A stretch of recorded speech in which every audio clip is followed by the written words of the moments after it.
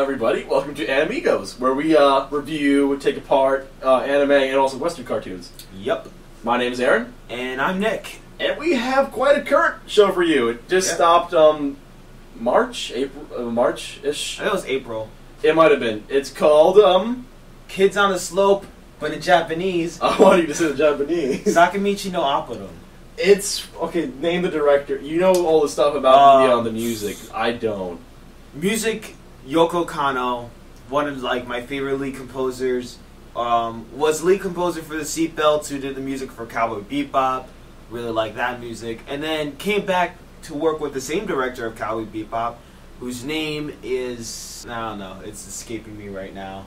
I'll put it in the subtitle. I don't remember. I legit memorized that. I don't know why. Why'd you fuck up now? You told me every other day. Put in the subtitles. I fucking will. Anyway, but this is called the Dream Team. A lot of people were hyped up about this. Like, oh, the Dream Team's back together, everybody. Yeah. So basically, Kids on the Slope follows a kid from a really wealthy background who's destined to be great, like a great doctor. Yep. His name is Karu. He's got glasses. He's really awkward.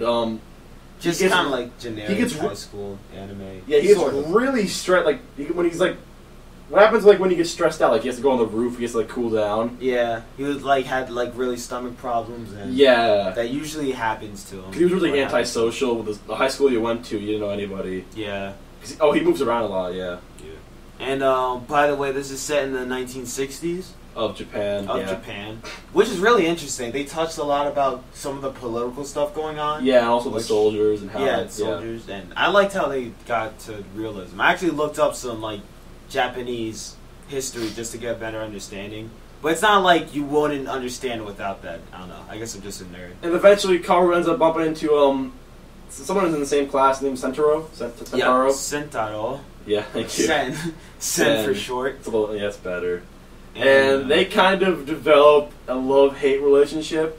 I like to call it the bromance. I know. They don't consider themselves friends until a while. They're on and off, oh, he's not my friend. And and then there's Ritsuko, who's a female friend of Sen, and they become a trio pretty much. Yeah. And Ritsuko has owns a record shop, or her father owns a record shop. Yep. And underneath the record shop's a jam studio. It's got a piano, drum set. And they also brought instruments down. Oh yeah, and Karu is really good at the piano, while Sen's really good at the drums. But Karu's never played jazz before. Yeah, so they jam out, and Sen's like, "Show me what you have," and he plays it. And it's just too there's no, what's it called? Swing. Thank you. Swing. Yeah, he plays it too off the sheet, the music sheet. God. Yeah. I don't know. I just love those little English Japanese moments. Yeah. But and it basically, the series is mostly them starting to warm up. Kaoru gets better at jazz and finds out it's probably the love of his life pretty much. Yeah, pretty much. Yeah. We have a great love triangle that comes in eventually, a really complex love triangle, which kind of was resolved more or less. Yeah. This show's really short, 12 episodes long. It's really good coming of age story. Yeah, I would say that. Yeah. Kaoru, he opens up. He doesn't eventually doesn't have to go outside to breathe. His stomach pains are gone. Yeah, and he basically just finds a lot about himself through these new friends that he meets in this new school and everything. This got me back into jazz though, because I was I'm on and off with jazz. I usually it's a love hate kind of there's some songs I love. It's those songs oh god, I don't want to hear this. Yeah, but it brought me back into jazz. I've had that. I'm jamming out recently. The Jazz Hero is really good. I forgot the name of the drummer and pianist who actually did Oh, I thought it was actually the animated characters. No. It was. Somehow they broke the fourth wall. And, but the arrangements are really good. The school festival arrangement is probably my favorite. Yeah. I also want to talk about my favorite character right now. Okay. Nick doesn't agree with this. No, I don't. But his name's Matsuko. And he's that one kid that likes rock and roll. Oh, wasn't it Seiji? Yeah, it's Seiji Matsuko. Oh, yeah. Seiji. He likes rock and roll. He's he's a big Beatles guy, flower power kind of shit. Yeah. They have electric guitars. Those are kind of recent. I'm fine with his flamboyancy and everything. I just can't stand that fucking tooth. That's what I like. There's a little tooth that sticks out. It's in every other high school anime. But it's never done on a guy. Okay, yeah, that's true. But still, just in general, it annoys me. I don't know. And I think as a character, he's really good. Like, he tries to get Sena in his band, yet he doesn't mind when he doesn't want to do it. He understands that. He helps them a lot. And also, I'm just going to say it. What? Freaking at the end of the show, for like 3 seconds, they cut to a television, they have him, and he became famous, and I'm like, woo! Well, I couldn't really care less. I was like, okay, yeah, okay. I was just like, what else is going on in the future? They put the TV on, I'm like, oh my god, what if the show wants to go? Oh my god, oh! He starts spazzing out.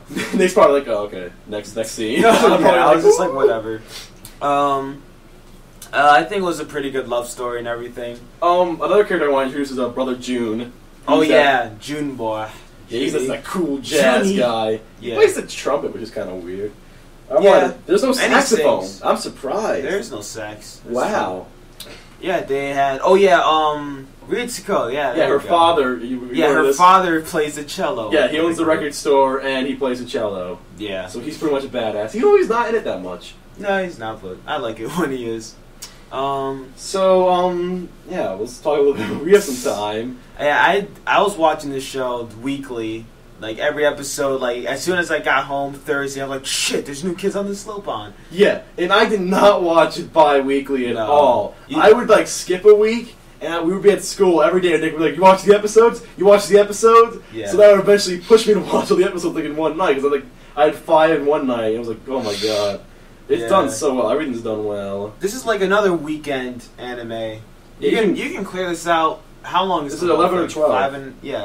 12. So that's like what, 6 hours? It's not bad. Yes. Like you get hooked. Like when you get when you actually get into it, it's like I think it's like the second episode you really get hooked. Yeah, definitely. It was the first for me. I don't know. Who would you recommend this to? I wouldn't entirely. I guess I would recommend it to people who are also like not entirely into anime. I guess. Well, if you like jazz, I would definitely recommend this. Oh yeah, definitely, yeah. Why not? If you liked this duo's other work, Cowboy Bebop and I think Macross Plus. Yeah, they're really, you can't really compare them. They're really, I guess you can find small hints, like hints that here and there, like hey, that's kind of similar. Like hey, that feels like him. Like it's something he would do. I guess you could go like that.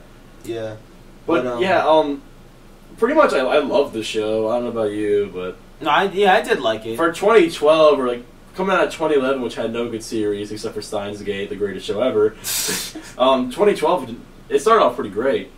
I'm waiting for fall, or has fall been announced? Fall hasn't been announced. No.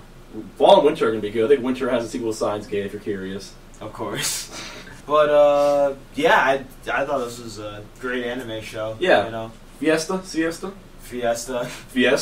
There's a party up in here, folks. Yep. And you're invited. Yeah. It's called Sakamichi no Apollon. So that's a mouthful. See you next time, folks.